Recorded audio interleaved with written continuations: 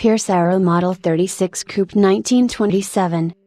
The Pierce Arrow Company had a history that dates back to 1865 when it made bird cages and other household-related items such as ice boxes and bathtubs.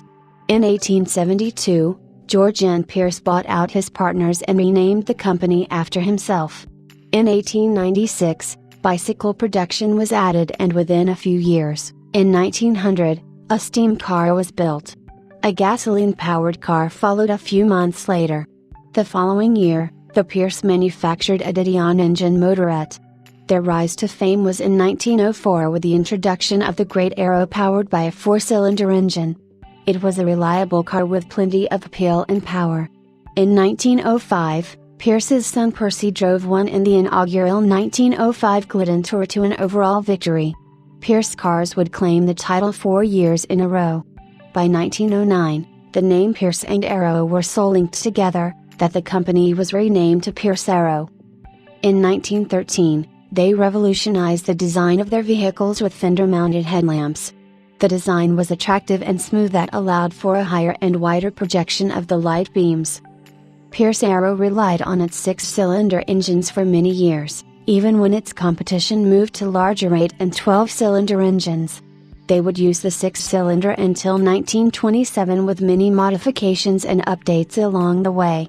In 1925 they were fitted with T-heads with 4 valves per cylinder and twin ignition. The Model 36 was produced from 1926 to 1928 and each example was subject of rigorous testing. Each engine was placed in the dynamometer room and run for 15 hours at varying speeds. This test simulated 500 miles of open road driving. At the conclusion of the test, the engine was disassembled with all its moving parts thoroughly examined for signs of wear. If none were found, it was reassembled and tested for 2 hours in a cork-walled silent chamber where its power output and internal friction were closely monitored. Only after the engine had passed these tests were they permitted to power a chassis. When the chassis was assembled, further testing followed. They were subjected to chassis dynamometer tests for 5 hours, followed by a 35-40-mile road test.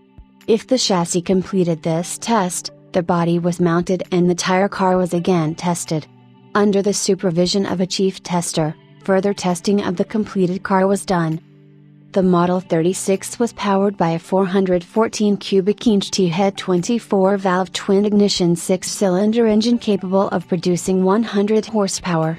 The engine was mated to a 3-speed manual gearbox with stopping power provided by vacuum boosted 4-wheel mechanical brakes. It is believed that 1,900 examples were produced in 15 catalogued body styles.